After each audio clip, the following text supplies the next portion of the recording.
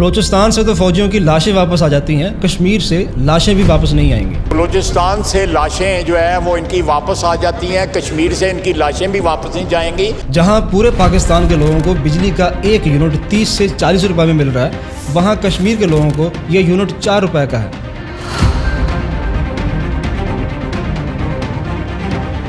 अयूब खान, भुट्टो, ज़िया, बेनज़ीर, नवाज शरीफ, इन सब के दौर में आज़ाद कश्मीर में इंटरफेरेंस की गई।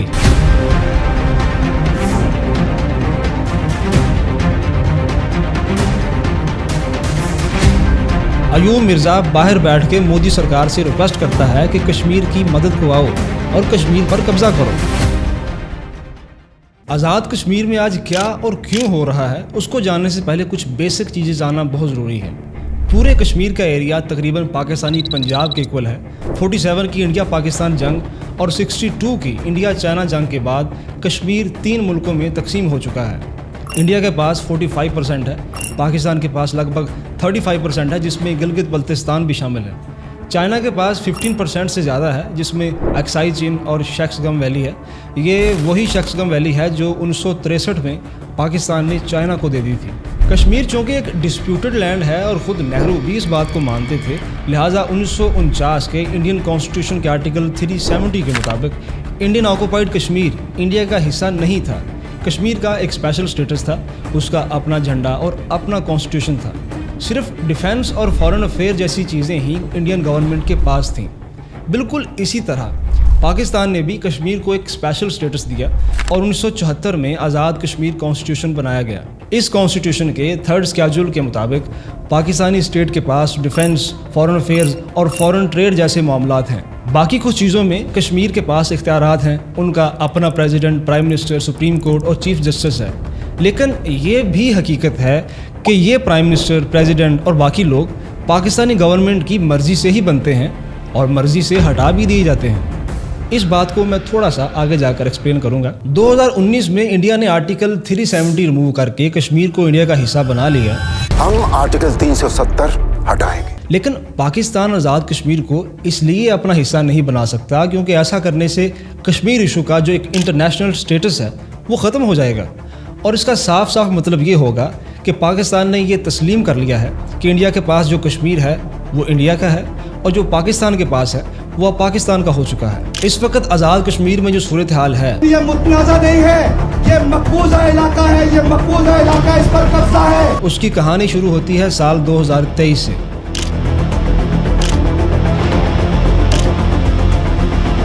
वैसे तो 2023 का साल पूरे पाकिस्तान के लिए ही एक नाजुक मोड़ था।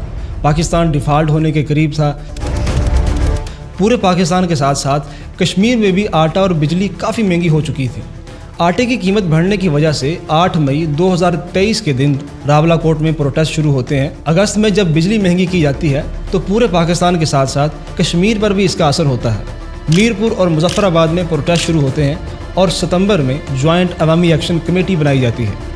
इस JAC में लॉयर्स, बिजनेसमैन, स्टूडेंट्स यानी सोसाइटी के हर किस्म के लोग शामिल हैं। शौकत नवाज मीर, सरदार उमर नज़ीर, ख्वाजा मेहरान और सरदार अमान खान, ये लोग इसके लीडर्स हैं। उस वक्त JAC की डिमांड्स में सस्ता आटा और बिजली, सरकारी अफसरों और असेंबली मेंबर्स के खर्चों में कमी और स्टूडेंट यूनियंस की बहाली, इस तरह के मुतालबात शामिल थे।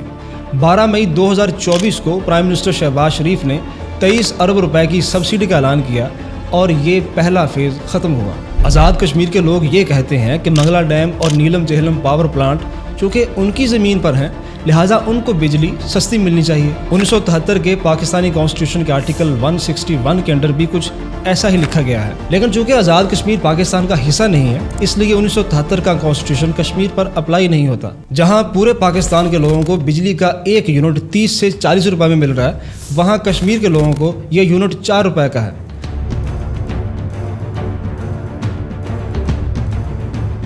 पूरे पाकिस्तान में 40 किलो आटे की कीमत 4000 से ज़्यादा है, लेकिन आज़ाद कश्मीर में ये सिर्फ 2000 का है।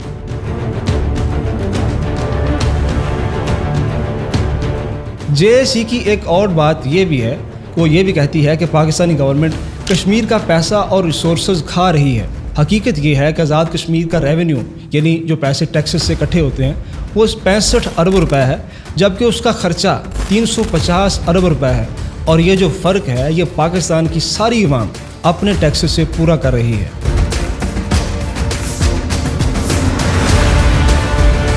لیکن اب کی بار جو جون 2026 میں پروٹیسٹ شروع ہوئے ان کی وجہ صرف ایک ڈیمانڈ ہے جو ابھی تک پوری نہیں ہوئی۔ سرکار کا کہنا ہے کہ اس نے JAC کی 38 میں سے 37 ڈیمانڈز پوری کر دی ہیں، اور جو ایک ڈیمانڈ ہے وہ ہے کشمیر اسمبلی میں 12 سیٹس کا خاتمہ۔ چونکہ 27 جولائی کو کشمیر میں الیکشن ہونے والے ہیں، اس لیے الیکشن سے پہلے JAC ان ڈیمانڈز کو ختم کروانا چاہتی ہے۔ 1976 کے کانسٹیٹیوشن کے مطابق آزاد کشمیر اسمبلی کی 53 سیٹس ہیں، جس میں سے 12 سیٹس ریفیوجیز کے لیے ہیں۔ یہ سیٹس ان 4 سے 5 لاکھ مہاجرین کے لیے ہیں جو 1947 سے 1965 کے درمیان انڈین کشمیر سے پاکستان چلے گئے۔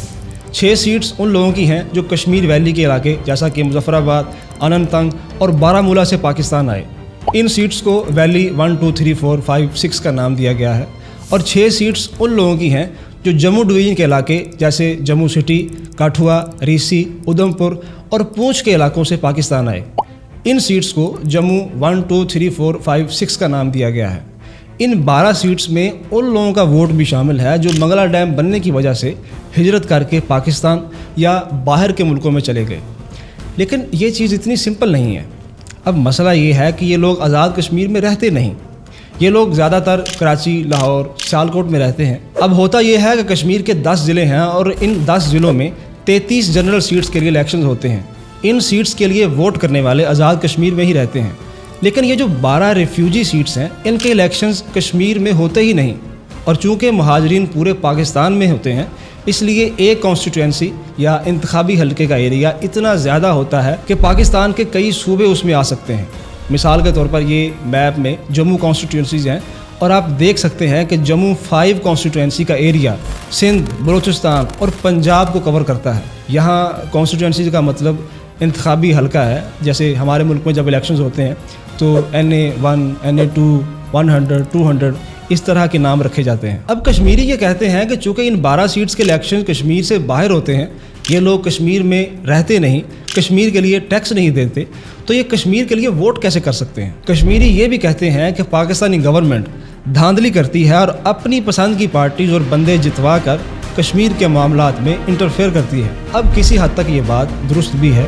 ایوب خان، بھٹو، ضیاء، بینظیر، نواز شریف، ان سب کے دور میں آزاد کشمیر میں انٹرفیئرنس کی گئی۔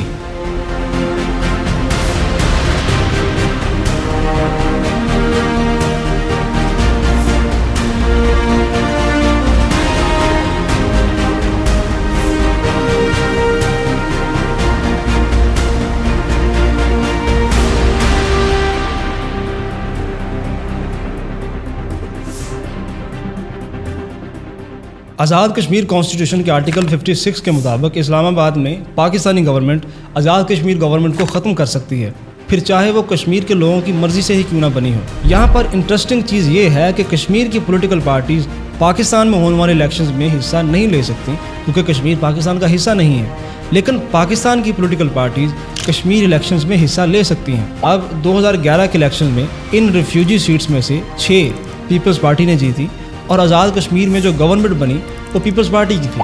2016 کے الیکشنز میں نواز لیگ نے 9 ریفیوجی سیٹس جیتی اور گورنمنٹ نواز لیگ کی بنی۔ 2021 کے الیکشنز میں PTI نے بھی 9 ریفیوجی سیٹس جیتی اور اوور آل گورنمنٹ PTI کی بنی۔ اب یہ بات تو صاف ہے کہ ہمیشہ جس پارٹی کی گورنمنٹ پاکستان میں ہوتی ہے وہی یہ مہاجر سیٹیں جیتی ہے، اور آزاد کشمیر میں گورنمنٹ بھی اسی کی بنتی ہے۔ یہاں پر سوال یہ کہ آخر یہ 12 سیٹیں رکھی کیوں گئی ہیں؟ گورنمنٹ یہ کہتی ہے کہ کشمیریوں کو ووٹ کرنے کا حق ملنا چاہیے، چاہے وہ پاکستان میں یا باہر کسی ملک میں رہتے ہوں، ان کا حق ہے کہ وہ اپنے کشمیر کے لیے ووٹ کر سکیں۔ لیکن اس کی اصل وجہ یہ ہے کہ پاکستان یہ ریفیوجی سیٹس رکھ کر کشمیر ایشو کو انٹرنیشنل ایشو بنائے رکھتا ہے۔ یہ ریزروڈ سیٹس صرف پاکستان میں ہی نہیں ہیں بلکہ انڈیا میں بھی کچھ ایسا ہی ہے۔ 2019 کے Jammu and Kashmir reorganisation act کے مطابق انڈیا نے اپنی طرف کشمیر اسمبلی میں 107 میں سے 24 سیٹیں پاکستانی کشمیر کے لیے رکھی ہیں۔ حالانکہ اس کا کوئی فائدہ نہیں ہے، لیکن یہ سمبل ہے کہ ایک نہ ایک دن انڈیا پاکستانی کشمیر پر قبضہ کر لے گا۔ اس طرح دونوں ملک یہ ریزروڈ سیٹس رکھ کر کشمیر ایشو کو زندہ رکھتے ہیں، لیکن صرف ایک ڈیمانڈ پر دنگے فساد، توڑ پھوڑ اور دھرنے کرنا سمجھ سے باہر ہے۔ CMH راولا کوٹ پر حملہ کیا جاتا ہے، کشمیر آزاد نہیں ہے بلکہ اس پر فوج کا قبضہ ہے۔ बलूचिस्तान से तो फौजियों की लाशें वापस आ जाती हैं, कश्मीर से लाशें भी वापस नहीं आएंगी। बलूचिस्तान से लाशें जो है वो इनकी वापस आ जाती हैं, कश्मीर से इनकी लाशें भी वापस नहीं जाएंगी। ऐसी स्टेटमेंट से ये बात तो साफ जाहिर है कि JAC state with in state बनने की बात कर रही है। अब तो आज़ाद कश्मीर सुप्रीम कोर्ट ने भी अपना फैसला सुनाया है कि 12 सीटों का मसला कॉन्स्टिट्यूशनल है और अगर इसको ख़त्म करना है तो सिर्फ कश्मीर असम्बली की 2/3 मेजोरिटी ही से इसको ख़त्म किया जा सकता है। अब रही बात कि इंडिया का इसमें क्या हाथ है, तो देखें इस तरह के जब मौके मिलते हैं तो फिर कोई छोड़ता नहीं है। पहले सिर्फ मेजर आदिल राजा ही था, लेकिन अब काफ़ी कश्मीरी भी इंडिया के साथ रोमांस करते नज़र आते हैं। यूके में सबसे ज़्यादा पाकिस्तानी कश्मीरी हैं, ख़ासतौर पर मीरपुर के इलाके से जहाँ डैम बनाया गया था। ये लोग पैसे वाले हैं, पढ़े लिखे हैं और इस इशू में काफ़ी इन्वॉल्व हैं। अगरचे शौकत नवाज़ मीर और सरदार अमन जैसे लोग जेएसी के बोलते हुए चेहरे हैं, लेकिन असल में ये अमजद अयूब मिर्ज़ा है जो कश्मीरियों का आदिल राजा है। ये आदमी आज़ाद कश्मीर को पाकिस्तान ऑक्युपाइड कश्मीर कहता है। अयूब मिर्ज़ा बाहर बैठ के मोदी सरकार से रिक्वेस्ट करता है कि कश्मीर की मदद को आओ और कश्मीर पर कब्जा करो। बलूचिस्तान, केपीके, अफ़गानिस्तान, इकॉनमी, इतने सारे मसलों के होते हुए अब ये कश्मीर का मसला पाकिस्तान के लिए अच्छा नहीं है। तो इसका हल क्या है? देखें, दो ही ऑप्शंस हैं। कश्मीर के मामलात में इंटरफेरेंस कम करें या कश्मीर को पाकिस्तान में शामिल कर लें। अब 28th अमेंडमेंट में आज़ाद कश्मीर और गिलगित बल्तिस्तान को पाकिस्तान के प्रोविंसेस बनाने की बात तो जारी है। अब देखते हैं कि ऊँट किस करवट में बैठता है। तमाम सोर्सेज नीचे डिस्क्रिप्शन में दे दिए गए हैं, आपको जाकर लाजमी देखना है।